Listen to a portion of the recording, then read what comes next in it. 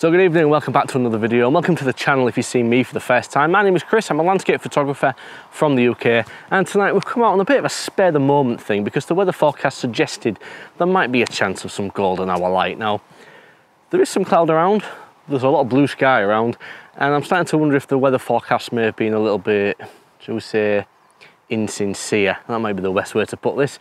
So I've come to a spot that I've photographed from a couple of times before, and I've never really had much joy, but I thought we'd come try one more time and just see if we can make the magic happen tonight. So, looking at the sky, there's a slight promise. There's a slight promise of maybe a bit of colour in the sky, or at least a bit of some backlight clouds, if that makes any sense. So I'm gonna go get myself into the spot that I've got in mind for this. And then we're going to get stuck in and hopefully start taking some photos. Now, I'm not going to move around tonight, I'm just going to stay pretty much in the same spot. We're going to try a couple different lenses and just try some focal lens and just have a bit of fun camping in one spot. So let's get stuck in, let's go take some photos, eh?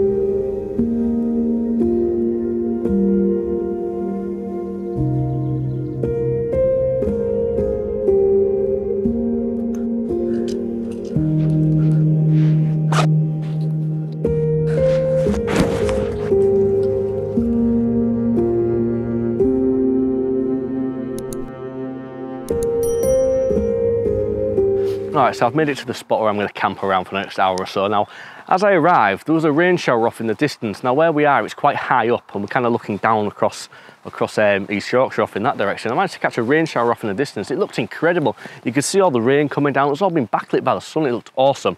So, a slight cheat for the video. I used the wrong camera. I used the Canon RP that this has been recorded on because it was the only camera I had out at the time with my 24 to 105mm lens. I threw a soft edge graduated filter on. I think it's a 3-stop graduated filter. I threw that on just to bring the sky back and all the rain clouds. So I'm going to open with that image while I get set up and hopefully start finding some compositions for the actual camera that we're going to use in this video in just a moment. So here's the photo and I'm going to get myself set up. Cool.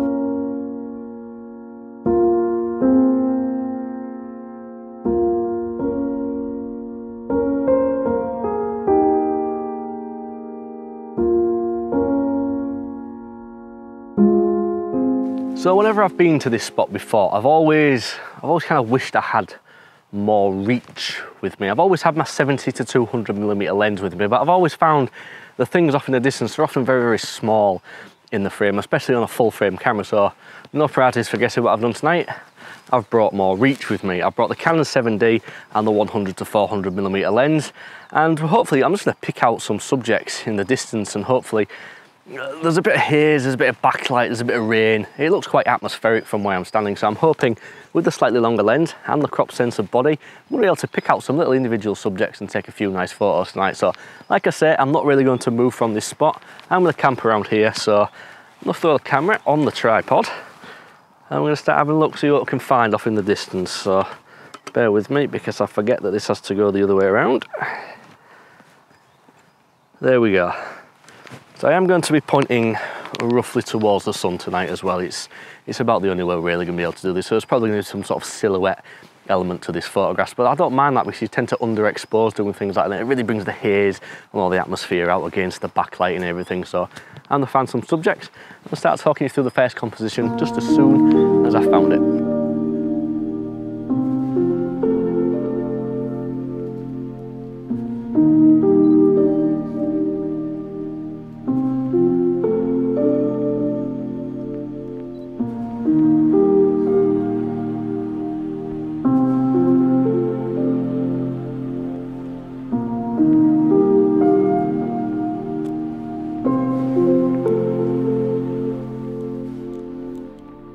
Okay, so I think I found the first one. So what I've got is just a singular wind turbine, and all the trees in the distance are all sort of shrouded in this low haze and everything. It's kind of been side-lit but backlit by the sun. It looks quite nice. In the distance, there is a power station that's just been silhouetted in the background. I quite like this one. I don't know if to overexpose it or underexpose it. So, well, I think that solution may just be presenting itself because there's a big derpy cloud going in front of the sun. So I'm going to try and catch that now. So because I'm using this lens at 400mm, I am using a 10-second countdown timer just to allow the camera just to settle and stabilise itself. And I've also turned image stabilisation off as well, because there's no use having that turned on when it's on the tripod. So here's the first image with this Canon 7D and my 100 to 400mm lens. And I'm going to point off towards the river next and just see what I can grab from there.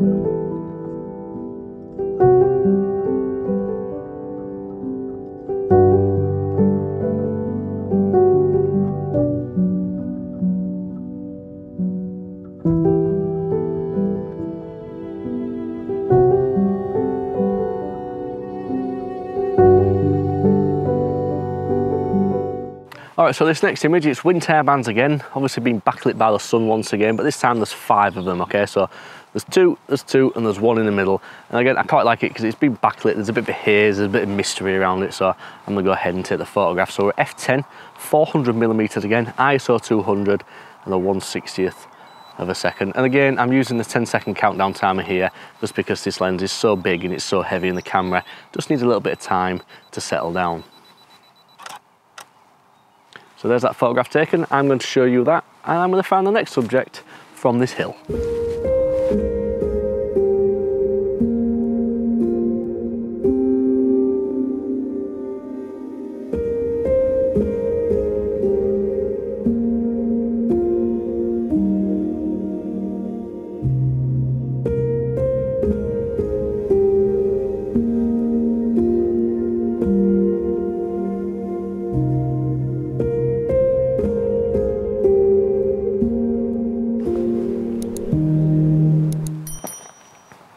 Yeah, I've been up since 5.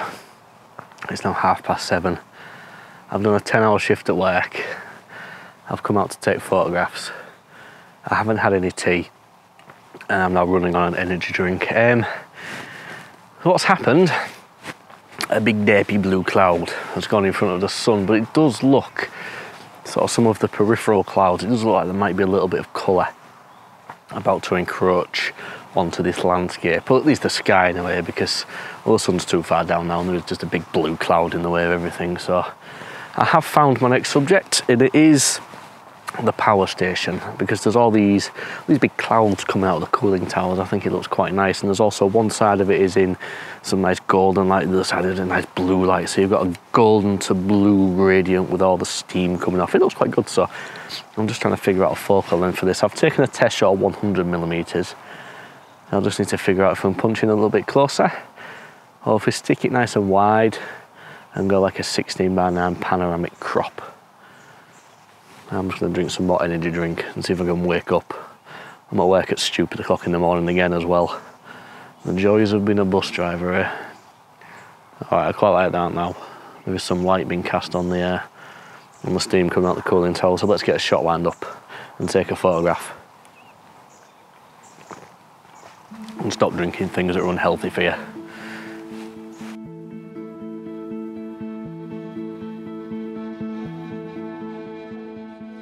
Alright, so as you may be able to see behind me, the light's all but faded, the sunset's gone, and I have had to put an LED light on top of my camera just to record this bit, so yeah, I think it's time to wrap the video up. So I did manage to figure out the power station photo in the end. I kept it at 100mm, and I'm going to show that image in just a second, but while I was recording the time lapse that you just saw of the sun setting and everything, I punched the camera in right on the sky, right on the clouds. There was some orange, there was some blue, there was some drama, and it's not something I would often do, is you just punch in on the sky and the clouds and take a photograph of that. So, well, I hope you like that one as well. So I hope tonight's video using a super zoom telephoto lens, my 100 to 400mm lenses, has given you an idea to try your landscape photography in a different kind of way. You don't always need the wide angle lenses to cram everything in. It can be fun sometimes just to zoom in and single out individual subjects. So I hope you did enjoy the video. If you did, please do give it a thumbs up. It really helps the video out and bring new viewers to my channel. If you enjoyed a bit more than that, there's a subscribe button down there. You can always press that and you'll see more nonsense from me in the future. But my hands are now starting to turn blue, so I think it's time I go home. So I'm going to leave you with the final 2 images, and I'm going to say peace and goodbye.